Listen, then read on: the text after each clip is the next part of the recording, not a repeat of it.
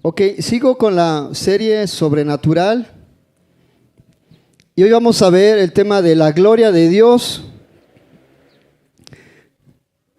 o la gloria del fútbol.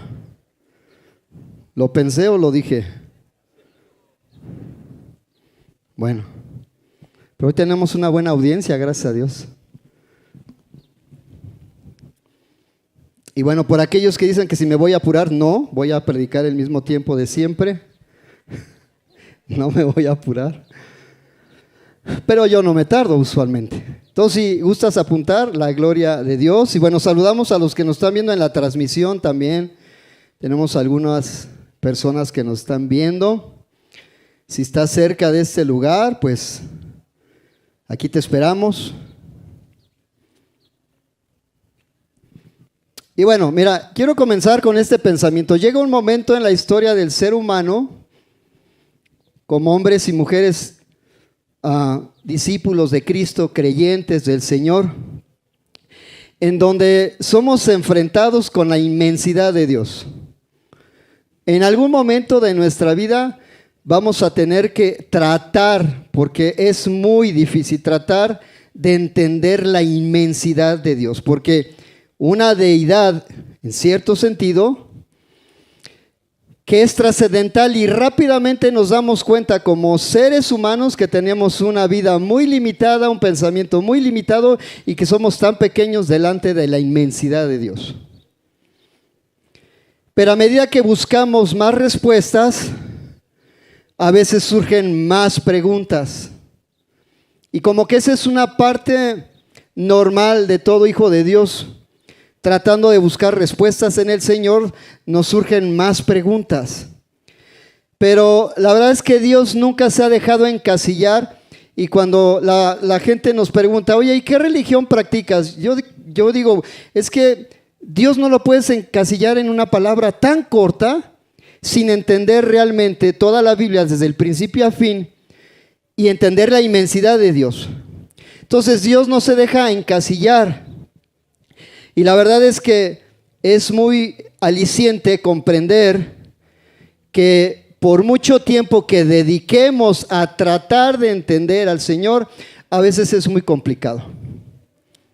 Pero como dicen muchos teólogos, la Biblia no es tanto de entenderla porque hay cosas un poquito difíciles de entender, pero sí es de obedecer. Porque hay partes muy específicas donde Dios habla muy claramente y habla acerca de la obediencia, y en esa parte creo que no tenemos ningún cuestionamiento. Entonces, el ser humano jamás conocerá más allá de la pequeña porción que el Señor ha decidido darnos a nosotros como sus hijos.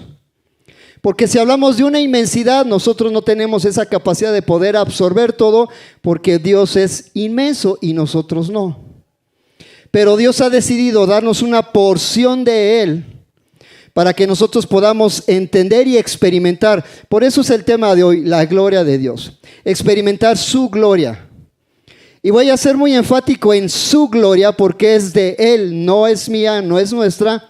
Y no es algo que nosotros de alguna manera podamos provocar, pero es algo que el Señor ofrece, su gloria. Entonces, la inmutabilidad de Dios, que es uno de tantos atributos que habla acerca de que Dios no cambia. ¿Y no cambia en qué? En su ser, carácter, propósitos y promesas. Dios nunca va a cambiar en esas 4 facetas y otras más: ser, carácter, propósitos y sus promesas. Entonces, este atributo nos enseña que su amor, justicia y voluntad son totalmente constantes.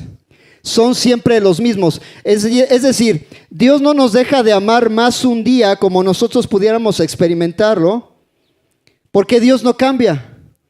El mismo amor que siempre ha representado, ese mismo amor es constante. No existe variación en ninguno de sus atributos. De esta palabra también se deriva mutación, que es algo que nos suena más conocido, como que es cambiar. Pero Dios es inmutable. Dios es, sigue y será siempre el mismo. Vamos a ver Santiago 1:17.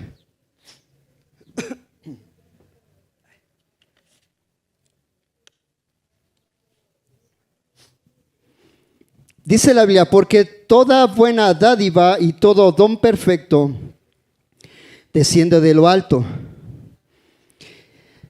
La raíz de dádiva habla acerca de un regalo. De hecho, en inglés, esa palabra traducida como gift, habla acerca de un regalo. Entonces dice, todo buen regalo y todo don perfecto desciende de lo alto, del Padre de las luces, en el cual no hay mudanza ni sombra de variación. O sea, Dios no varía. Dios no es como nosotros que de repente somos como antagónicos en la forma de responder, de actuar. Somos volubles. Bueno, hay varios que dijeron que sí, pero bueno. Sabes, entre los teólogos modernos hay una corriente un poco extraña que le llaman proceso teológico, que plantea que Dios cada día está madurando más, está creciendo, está progresando. Pero la Biblia dice que no hay mudanza ni sombra de variación, es decir, Dios no cambia. O sea, Dios no está madurando, ya maduró, así es Él. Esa es siempre su existencia. El Creador jamás se vuelve menos veraz, ni menos misericordioso, ni menos justo, menos bueno de lo que alguna vez fue, porque al saber que Dios no cambia, entendemos que toda la gloria es para Él. Salmo 92.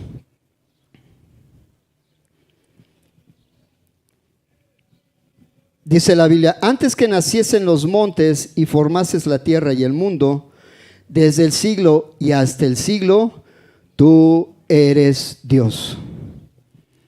Dice la Biblia que antes de que pudiera existir algo, Dios estaba ahí. Desde la eternidad pasada hasta la eternidad futura, desde el siglo hasta este siglo, Él existe independientemente de lo que nosotros pudiéramos pensar o argumentar. Algunos teólogos dicen, esta es la descripción más elevada de la eternidad de Dios a la que puede llegar el lenguaje humano. Pero ¿cómo podemos entender a Dios que no cambia en un mundo que es todos los días cambiante? En un torbellino de constantes cambios, que tan solo vemos el lugar donde habitamos, el tiempo, la forma radical y rápida que cambian las cosas, a veces de una hora a otra hora, de un minuto a otro minuto, de una época o de una generación a otra generación hay cambios. La economía es cambiante, hace que el valor que tengamos del dinero a veces no alcance o no tengamos lo suficiente para el otro día. Incluso aquellas verdades que hoy se conocerían o que antes se conocerían como verdades evidentes, parecieran estar cambiando. Las verdades antes escritas de los matrimonios están cambiando, el género está cambiando, el sexo biológico está cambiando, está en evolución constante la sociedad, dicen algunos. No solamente lo exterior, sino uno tiene muchos cambios. Pero es un hecho que la gracia de Dios no cambia, porque es un hecho que desde que conocemos al Señor ya no somos los mismos. A partir de ahí empezamos un cambio. Tampoco somos hoy los mismos seguidores que Cristo que éramos antes cuando dábamos nuestros primeros pasos de fe. Al igual de esos cambios, también tenemos cambios en cuanto a nuestra relación con Dios, algunos más cercana, otros más alejados, otros medio frías, otros pues ahí vamos, pero nuestra relación va cambiando. Ahora somos más sensibles a sus correcciones, apreciamos más su gracia, somos más conscientes de su cuidado providencial, de su cuidado personal. Pero sin embargo, escuche esto, debido a que Dios no cambia, dice Malaquías 3:6, porque yo Jehová no cambia, por esto, hijos de Jacob, no habéis sido consumidos. Y sabes, habla acerca de la inmutabilidad de Dios, en donde los hijos de Israel se refieren a toda la generación de aquellos que son hijos de Abraham, Isaac y de Jacob. Se trataba de esta nación en la que Dios había depositado todo su amor, toda su confianza, todo Su poder estaba sobre de ellos. Era un amor misericordioso por ellos. Una elección que hizo el Señor antes de la creación sobre ello que era inquebrantable. Aunque Él pudiera refinar y purificar a su pueblo, ellos eran y siempre serán, a pesar de lo que podamos ver, su pueblo elegido y su pueblo amado. Así siempre será con ellos. Ahora el fuego consumidor que al mismo tiempo mandaba el Señor, pero los amaba intensamente. Dios les era leal a ese pueblo. Pero ¿sabes qué? Para el pueblo de Dios, esa parte, esa capacidad de Dios de no cambiar significa que Él ni ignora el pecado entre ellos.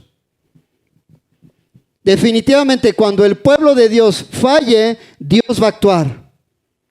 Sí, el amor no cambia, sí, pero el juicio tampoco.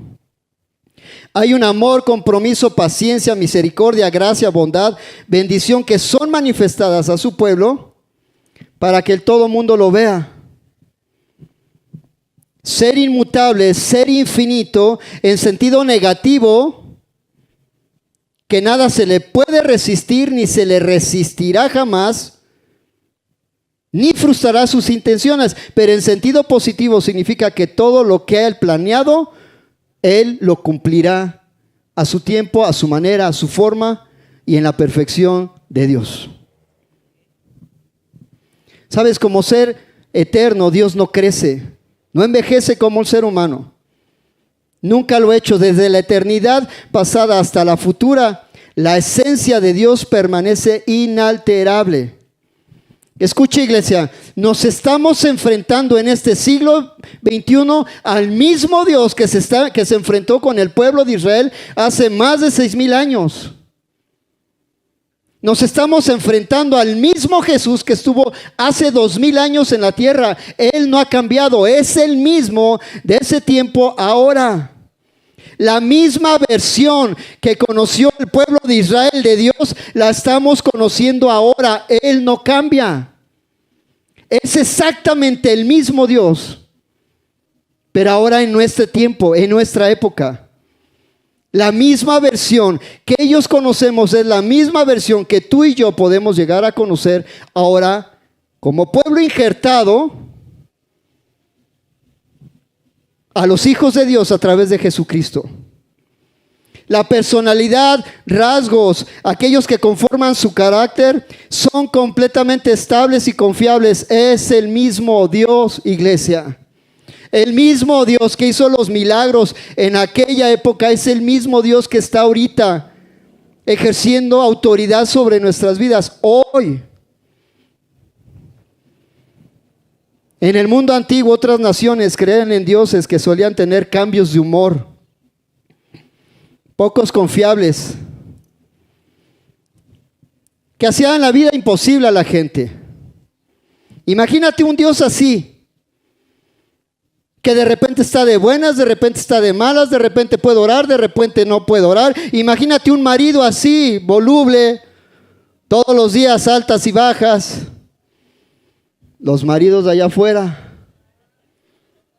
Ay, Dios, perdón.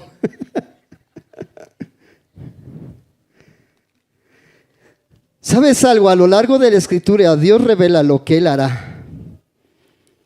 Convirtió a Abraham en una bendición para todas las generaciones. Condujo a Israel a la tierra prometida. Maldecirá, su palabra lo dice, a quien desobedezca su palabra. Estas afirmaciones se repiten una y otra vez en la Biblia. En todos los casos, Dios nunca se aparta de sus promesas porque son de Él para nosotros. Sus promesas no serán revocadas. Sus promesas no cambiarán. Sin embargo, tampoco lo harán sus amenazas. Porque la parte de las bendiciones nos encantan. Claro, ¿a quién no le encanta recibir regalos? Por supuesto que sí. Pero también hay otra parte en Deuteronomio 28:30 donde dice acerca de las maldiciones. Porque cuando Dios dice, habrá consecuencias, habrá tormento, habrá juicio. Lo dice en serio. Dios siempre cumple sus promesas. La parte amable de la Biblia es donde nos encanta oír lo que Dios puede hacer. Bueno, bendición. Pero la otra parte como que estamos un poquito ausentes.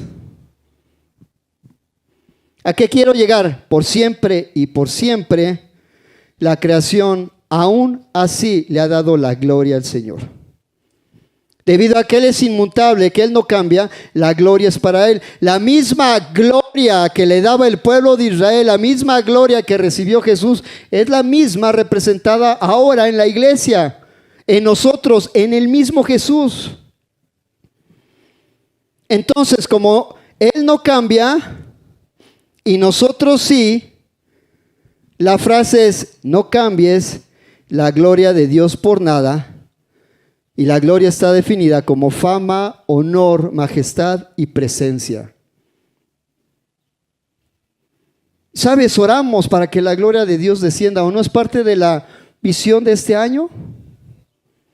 Fama, honor, majestad y presencia. Esta manifestación de la gloria tiene que ver mucho con el Espíritu Santo.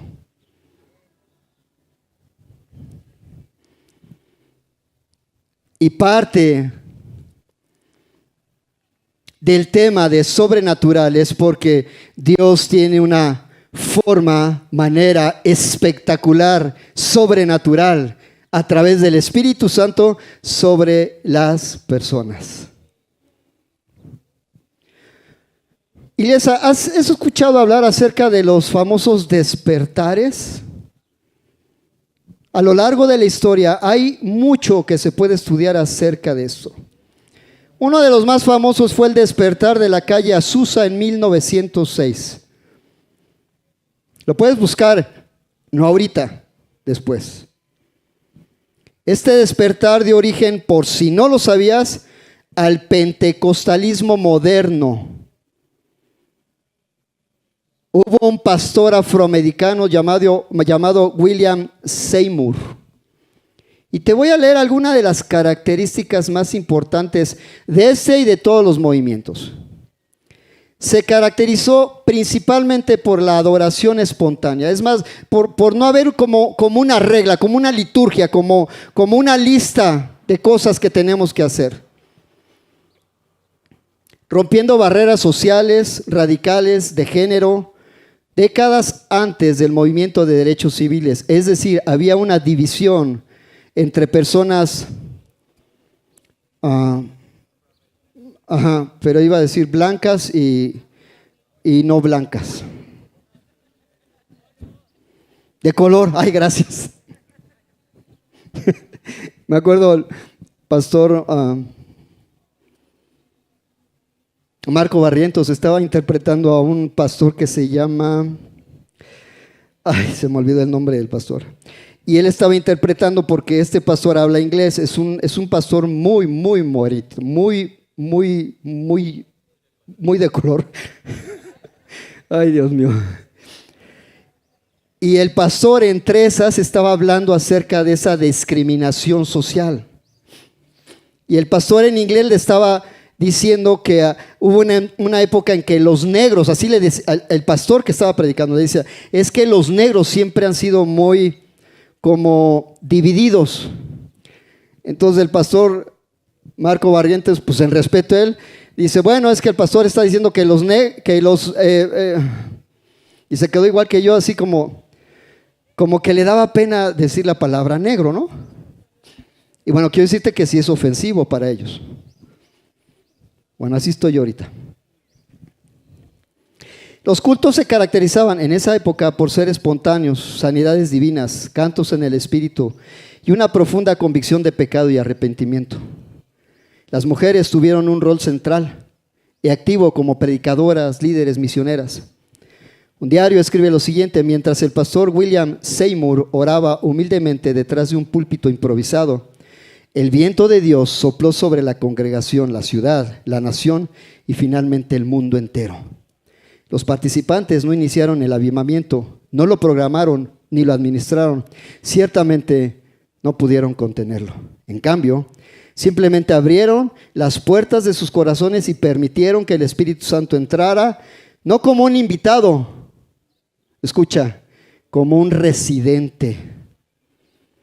Las 5 enseñanzas principales de Azusa: justificación por la fe, lo que predicamos; santificación con boda concreta de la gracia, también el bautismo en el Espíritu, por supuesto; sanidad divina, claro, y el arrebatamiento personal de la segunda venida de Cristo.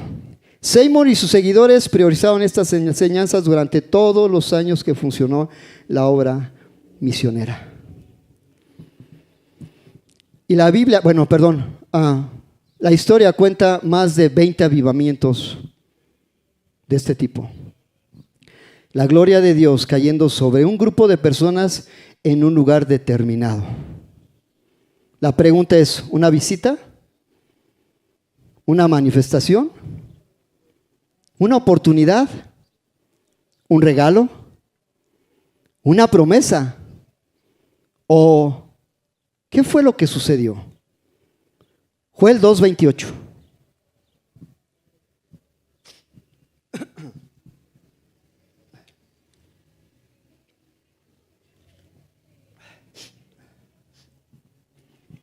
Dice: y después de esto derramaré mi espíritu. Derramaré está hablando en un tiempo futuro. Mi espíritu sobre toda carne, y profetizarán vuestros hijos y vuestras hijas. Vuestros ancianos soñarán sueños y vuestros jóvenes verán visiones. Y también sobre los siervos y sobre las siervas derramaré mi espíritu en aquellos días. Mi pregunta es: ¿qué parte de Joel ya no es efectiva? Y todo aquel que invocare el nombre de Jehová, verso 32 dice, será salvo. ¿Qué parte se cancela de Joel 2? Hechos 2. Cuando llegó el día del Pentecostés, recuerda, esto sucedió hace 2000 años, estaban todos unánimes juntos. Dice, estaban todos unánimes juntos. La palabra en otro sentido dice que estaban totalmente de acuerdo. ¿Cómo pudieron lograr eso? Pareciera ser que hay ciertos síntomas que el pueblo de Dios tendría que hacer para que el Espíritu Santo se manifieste. Aquí dice, estaban todos unánimes juntos, porque pueden estar juntos, pero no unánimes. ¿Están de acuerdo? Igual, Salmo 91, el que habita, el que visita.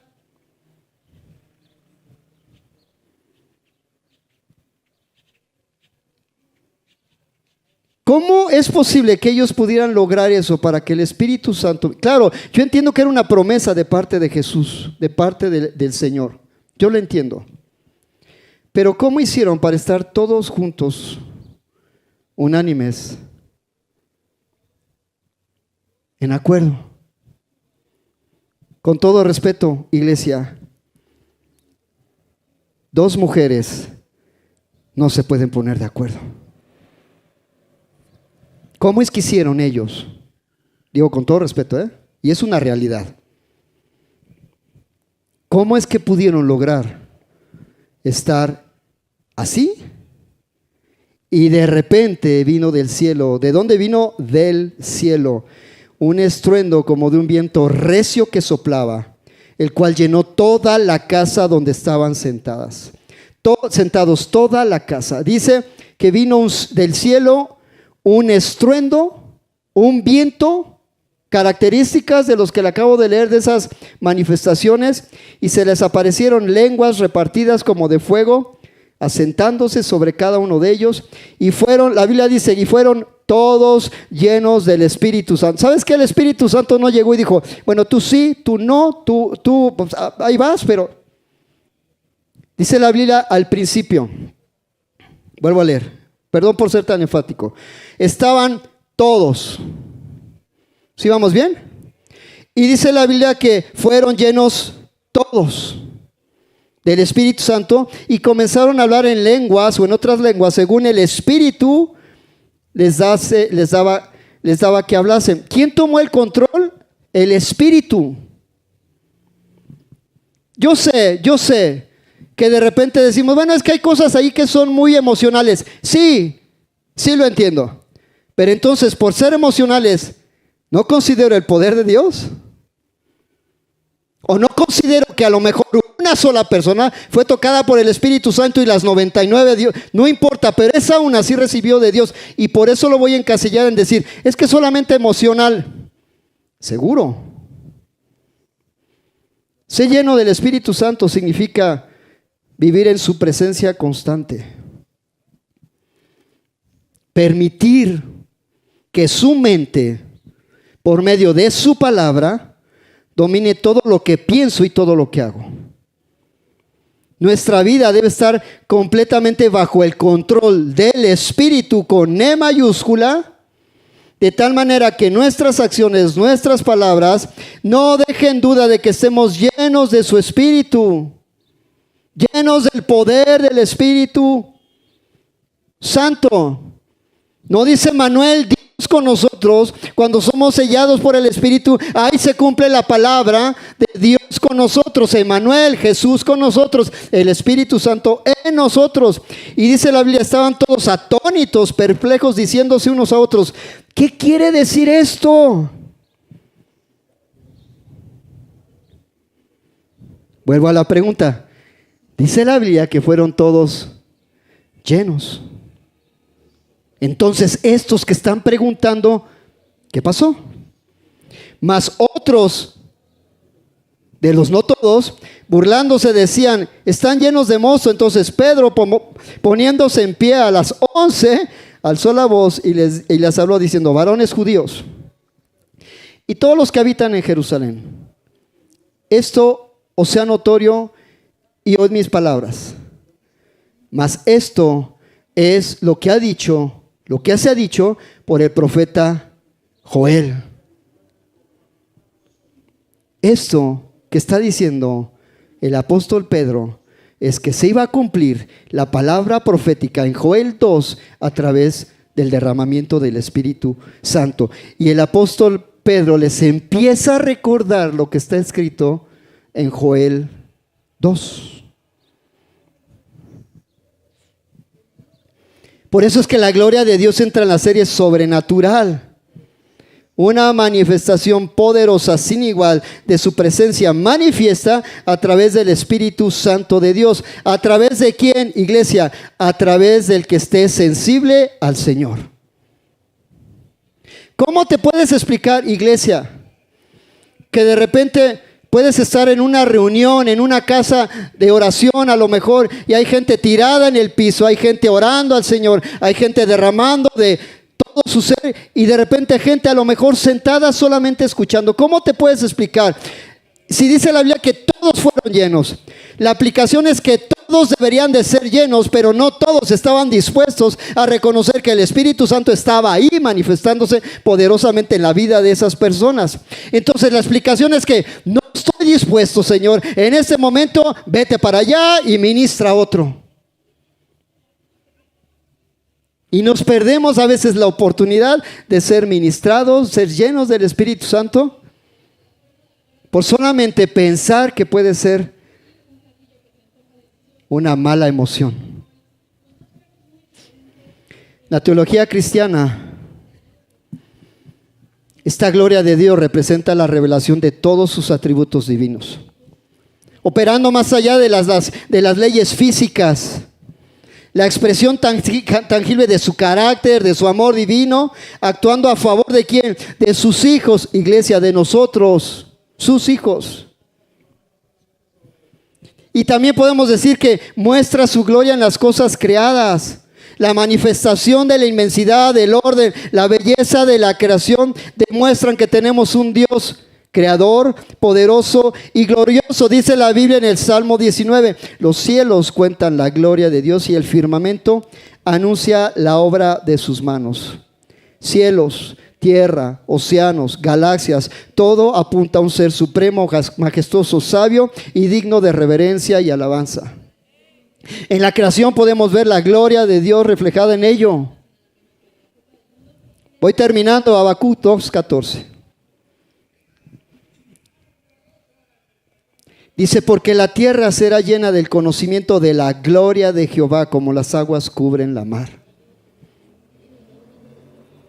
Sabes, este mensaje también está en Isaías 11:9 y muestra que Habacuc forma parte de una visión profética amplia. Dios llenará la tierra con su presencia y su victoria final, pero mientras está el Espíritu Santo, estamos en la dispensación, si quieres llamarle así, del Espíritu Santo. Estamos en la dispensación del evangelismo, estamos en la dispensación de alcanzar almas para Cristo. ¿Por qué? Porque Habacuc dice que la gloria de las naciones se desvanecerá y será eliminada, mientras que Dios llenará toda la tierra con su gloria. Donde las naciones buscan enaltecerse, construir un imperio a base de sangre o de opresión, la gloria llenará la tierra con rectitud y con su justicia. Esa imagen cuando habla Habacuc de que toda la gloria, la imagen de las aguas cubriendo el mar, representa la omnipresencia, profundidad y extensión de la gloria de Dios. No habrá un solo lugar en la tierra donde su gloria no sea conocida, donde un lugar donde la iglesia no experimente su gloria, no existirá. Esa gloria, esa sabiduría del Señor se manifiesta cuando Él dirige, gobierna toda la historia. Lo vemos en el juicio de las naciones, el castigo en contra de sus enemigos y la destrucción de los impíos. Toda la historia se basa en eso. Desde el diluvio, iglesia, destrucción de Sodoma y Gomorra, más tarde la caída de Babilonia, todas expresiones de su poder, de su gloria sobre las naciones. No podemos decir que no existe, no podemos decir que solamente es algo que podamos sentir. Es una expresión clara, definida, de que esa gloria salva a los pecadores. Todo lo que el Señor ha hecho es por amor a su pueblo.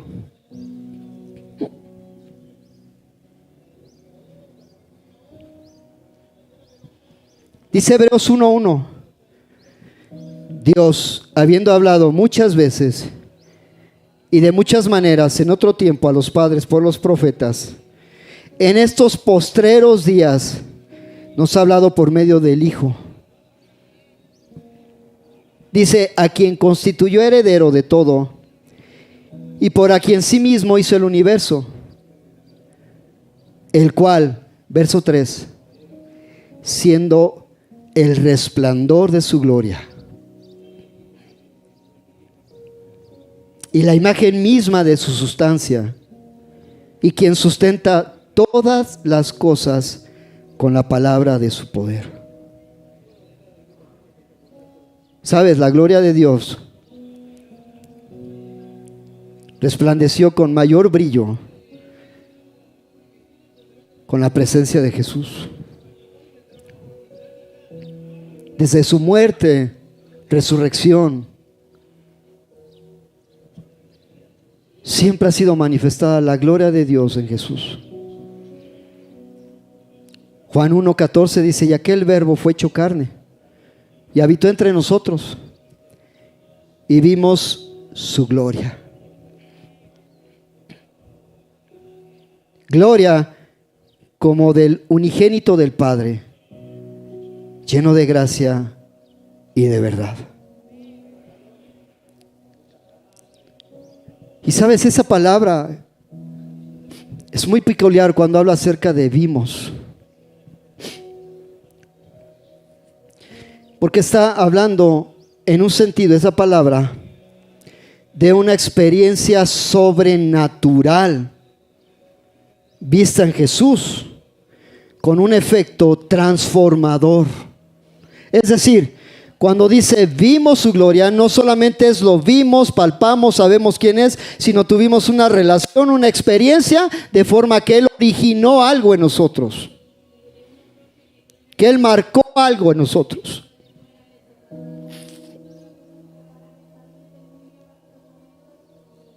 Ver sirve como una metáfora que describe el hecho de conocer, comprender y apreciar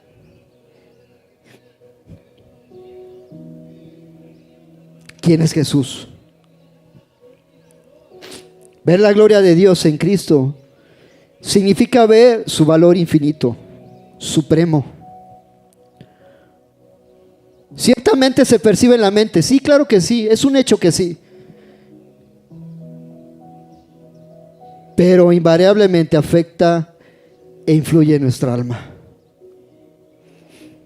No solamente es una actividad intelectual, pero tampoco es menos que eso. La mente descubre, capta, comprende la realidad de esa gloria. Entonces el corazón es movido. Los efectos de esa gloria en nosotros respondemos como hijos de Dios. Y podríamos decir, iglesia, que los fariseos, sacerdotes y muchos otros judíos también vieron a Jesús, pero no lo vieron en el mismo sentido en el cual Juan refiere, porque no lo estimaron como el más valioso, hermoso y trascendente. Jesús, para ellos, era uno más.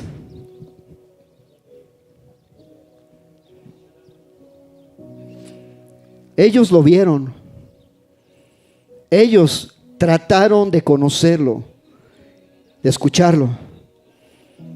Pero ¿sabes qué? No fue nada para sus corazones.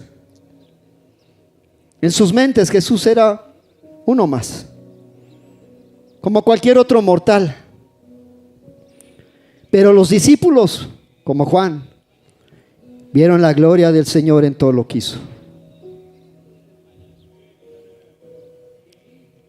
Lo vieron en su arresto, lo vieron en su castigo, lo vieron cuando cargó la cruz y luego sin vida murió, resucitó. En todos esos momentos los discípulos vieron la gloria del Señor y en Él la gloria del Padre. Segunda de Corintios 3:16. En cambio, cuando alguien se vuelve al Señor, escucha, iglesia, pon mucha atención. Te voy a leer la Nueva Traducción Viviente. En cambio, cuando alguien se vuelve al Señor, el velo es quitado. Pues el Señor es el Espíritu, y donde está el Espíritu del Señor, allí hay libertad. Es decir, este velo que es quitado, esto que está diciendo en el verso 16, está hablando de un velo que genera esclavitud, porque el verso 17 dice que allí hay libertad. Entonces hay un velo en donde la gente que no conoce, que no se vuelve al Señor, los hace ser esclavo. Y cuando nosotros conocemos al Señor, porque Él vino a traer libertad, entonces el velo es quitado. Así que todos nosotros, a quienes se nos ha quitado el velo, es decir, a todos nosotros, a los que el Señor nos ha traído a libertad, podemos ver y reflejar la gloria del Señor. El Señor, quien es el Espíritu, nos hace más y más parecidos a Él a medida que somos transformados a su gloriosa imagen. ¿Sabes? Podemos hablar de promesas, pero esto es una consecuencia. Porque cuando alguien se vuelve al Señor, suceden cosas. Es una consecuencia de recibir a Jesús como nuestro Señor y Salvador. No pierdas esa oportunidad. Es una consecuencia para ser sellados por el Espíritu Santo. Ser marcados por el Espíritu Santo.